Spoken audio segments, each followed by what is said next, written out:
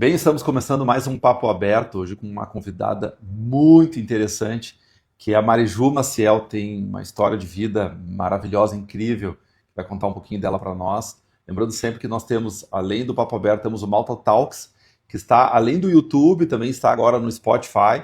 Inscrevam-se. E também estamos no Instagram, seja com o Papo Aberto, seja com o próprio Malta Talks, que apresenta os cortes no Instagram. Mariju, muito bom te ter aqui. Para mim é uma honra. Não, a honra é toda nossa aqui, uma grande amiga, uma querida, e a gente acaba sempre se inspirando quando ouve a tua história, porque é uma história de superação, uma história que mostra que nunca é tarde para recomeçar. Conta um pouquinho dela para nós. Bom, primeiro, mais uma vez, dizer da minha alegria de estar aqui.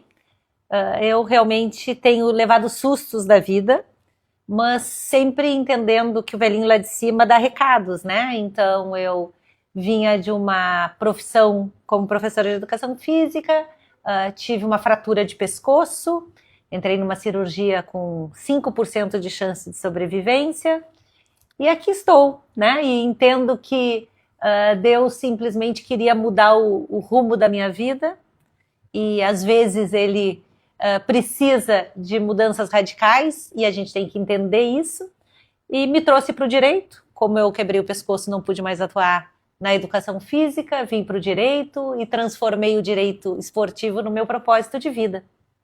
Houve nessa transição, imagino um período de dúvida, imagino eu, sobre será que realmente eu não vou mais poder praticar a educação física, não vou, porque tu era muito feliz, imagino eu, na tua profissão. Muito. Então não é fácil se desprender de uma profissão que tu ama, que tu gosta, que tu tem teus alunos, enfim.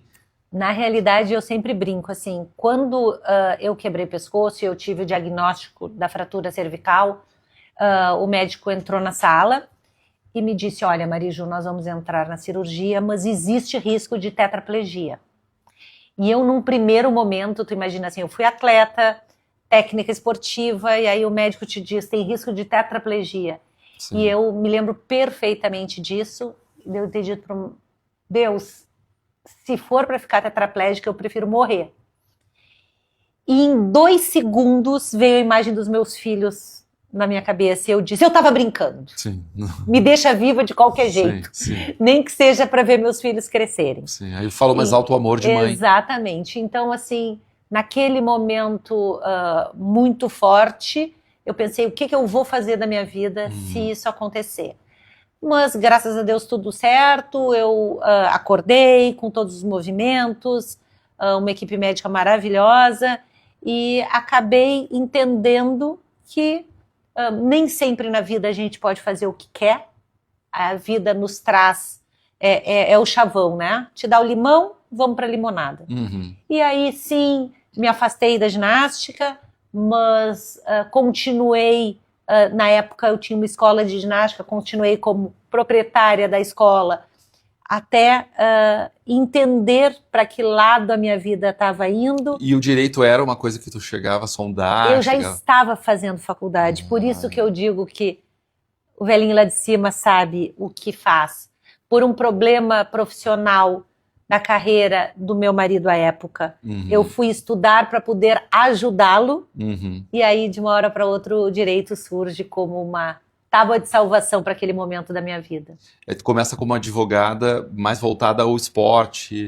Na realidade eu já estava tentando estudar muito sobre os direitos dos jogadores de futebol, e aí com o fechamento da carreira de professora de educação física, eu vi no direito esportivo a porta para que eu pudesse seguir outra profissão, e aí comecei a atuar. Eu me lembro, eu tinha 12 atletas com um problema num clube, e aí peguei esses 12, fiz a primeira ação e estou aqui hoje. Um time com reserva, né? 12, 11 mais um. Exatamente. Um time completo ali. E aí, cada vez mais me aprofundando nas peculiaridades dessa parte do direito, mas das peculiaridades dessa profissão, né? Tão distorcida pela mídia como uma profissão glamurosa, quando na realidade é uma profissão muito difícil, de meninos abandonados, de sonhos enormes, né? Quem nesse país não sonha em ser jogador de futebol? e não tem a noção de que, eu sempre falo isso, de que o sonho pode virar um pesadelo. Essa tua experiência como professora de educação física, como educadora, de certa maneira, ela acabou se acoplando muito bem dentro da advocacia que é voltada ao esporte, até para poder entender melhor justamente o teu cliente, que é um esportista, um atleta. Muitas vezes eu, como professora de educação física, acabo tentando entender algumas lesões que eu sei que é por excesso de treino, né, que é por falta de cuidado de um profissional que está sendo sugado ao extremo e o corpo não vai aguentar. Né? A gente sabe, às vezes os clubes fazem contratos de 3 meses e aí esse menino chega sem uma pré-temporada, sem um condicionamento físico adequado. Então, sim, em alguns momentos as carreiras se igualam na minha cabeça, no meu raciocínio. Sim, sim. Acaba sendo uma construção que deságua justamente nessa formação tão completa que tu tens hoje, que é justamente a educação física associada ao direito. E aí, atuando muitas das vezes para jogadores de futebol, o que tu tem aprendido ao longo dessa trajetória com os jogadores? O que tem sido também os desafios nesse relacionamento com os jogadores? O meu grande propósito de vida, desde que eu entrei nisso de cabeça, é humanizar essa profissão. Porque as pessoas veem o glamour, mas as pessoas não se dão conta que são meninos que nunca tiveram fim de semana. Nunca tiveram fim de semana. Até porque começa muito cedo, né? Então, assim, eles vieram desde cedo com esse sonho, viram homens de sucesso, uma minoria, porque é importante ressaltar que a maioria dos atletas profissionais do país ganham salários ínfimos, estão aí lutando para chegar na elite, mas são homens que nunca tiveram muito contato com as suas famílias, que não estão no aniversário dos seus filhos, que não estão no Dia das Mães, porque é sempre na luta, na busca para defender o time, com uma vida pessoal completamente abandonada. Então, muitas vezes se vê histórias de jogadores que fizeram muito sucesso no fim da vida, no fracasso, como dizem, né? Sem dinheiro, torrou tudo, mas não se dão conta de que não se estruturaram para um término de carreira, não se estruturaram para entender, né, as peculiaridades dessa profissão. Então eu tento juntar o direito com uma humanização.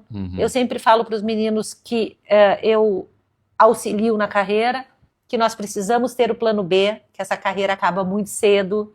Então o meu maior legado seria se eu conseguisse que as pessoas entendessem que atrás do ídolo tem um ser humano. Eu imagino que o jogador, muitas das vezes as pessoas imaginam que estão num estádio, trabalham com a hipótese de que a pressão toda é a torcida em relação ao time, aos jogadores que estão ali. Mas talvez, e é realmente uma hipótese que eu levanto, a pressão maior é que ele está recebendo de casa, pai, mãe que dependem dele, esposa que diz, olha, se tu não for bem, se tu não conseguir um contrato melhor, a gente não vai conseguir progredir, a gente precisa sair da situação de dificuldade que a gente viveu até então, e a tua performance em campo é que vai determinar isso, né?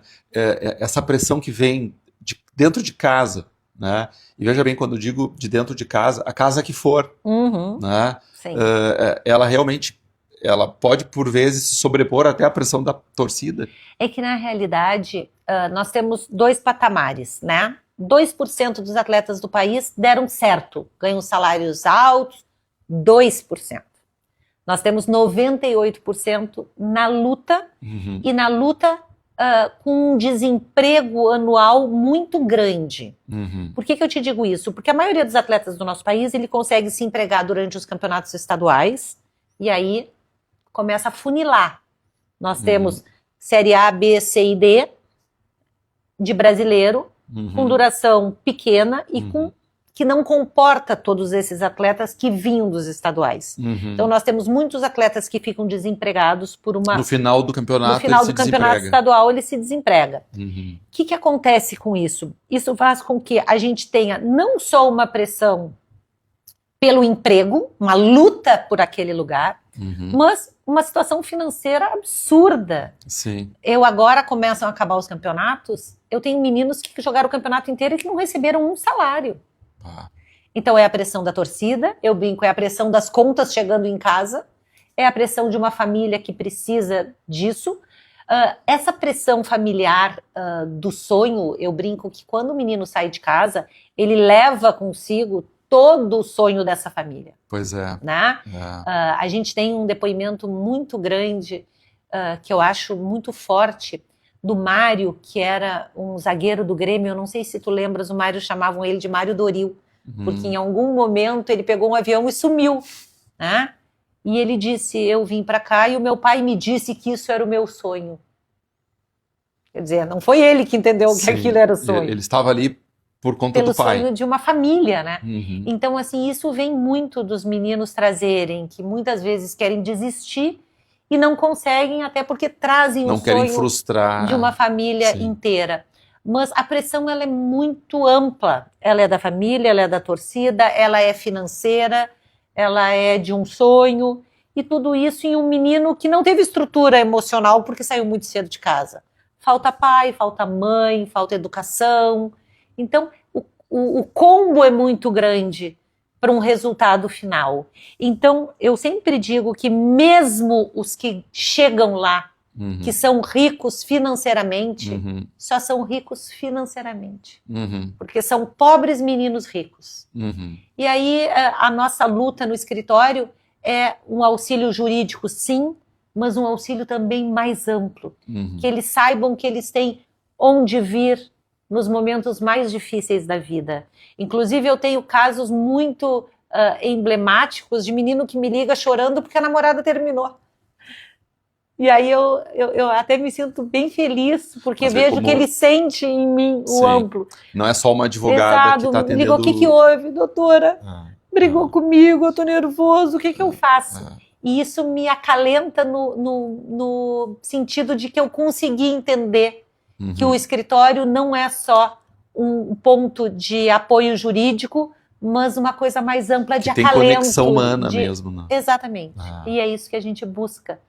E ao longo da tua trajetória, tu entende que houve uma mudança na cultura dos clubes, no tratamento dos jogadores, para pior, para melhor, ou é sempre a mesma? Não sai direção, entra direção, O atleta, e ela segue o igual? atleta, independente da categoria, para o clube ele é uma mercadoria para vender e para ter lucro. Uhum.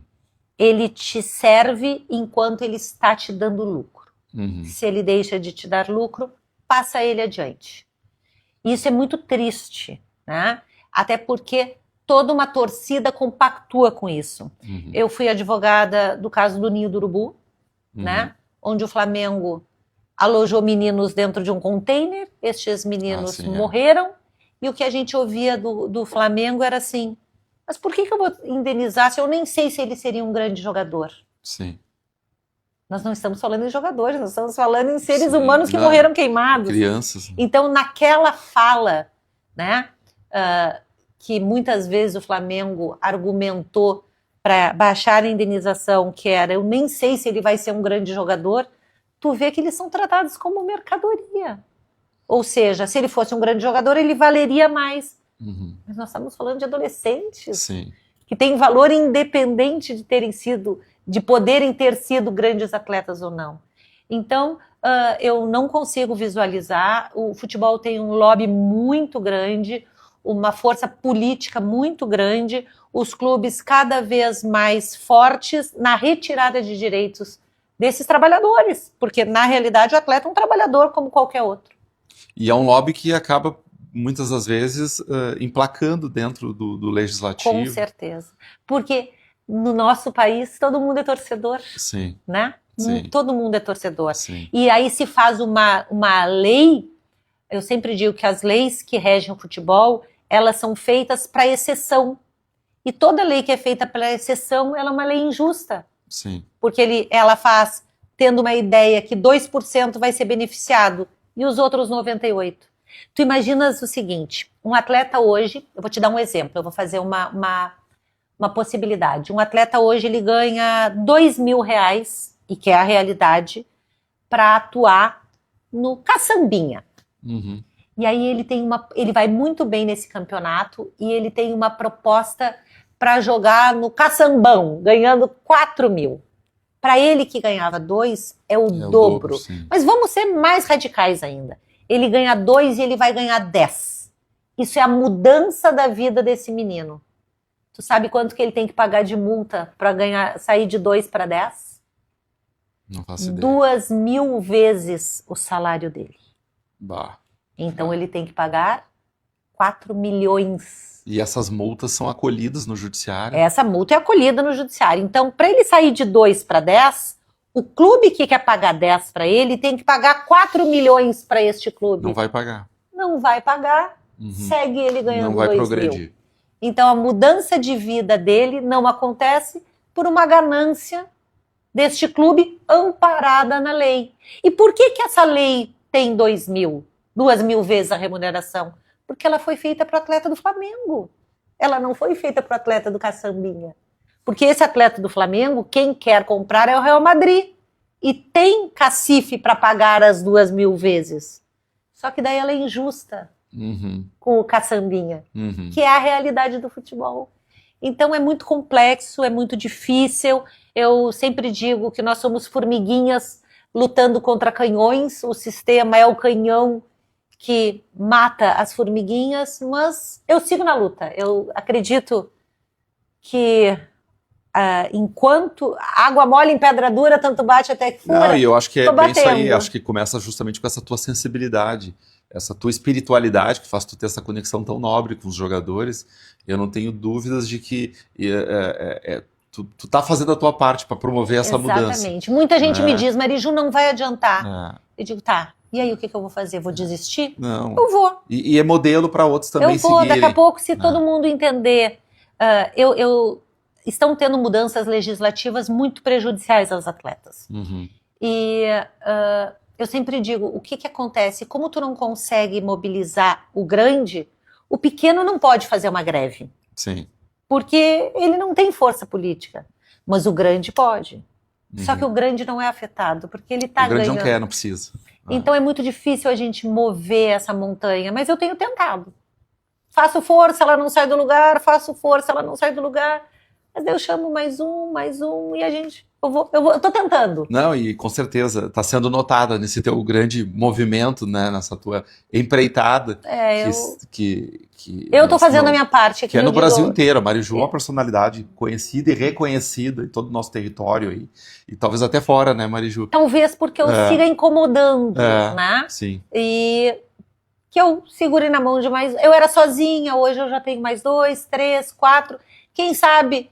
Um dia eu digo, eu participei dessa mudança. E eu tô tentando, e eu acho que o que falta pra gente é não desistir. Sabe? Bateu, não abriu, bate de novo. Não abriu, eu vou ficar batendo. Um dia vai abrir. E falou uma pessoa que esteve quase tetraplégica e hoje aí está advogando com tanta excelência. Muito obrigado pela tua presença aqui. Prazerzaço. Foi demais, eu sabia que esse bate-papo ia render muito. Não percam o próximo episódio do Papo Aberto e teremos certamente no futuro mais Mariju por aqui. Muito obrigado e até a próxima. Até a próxima.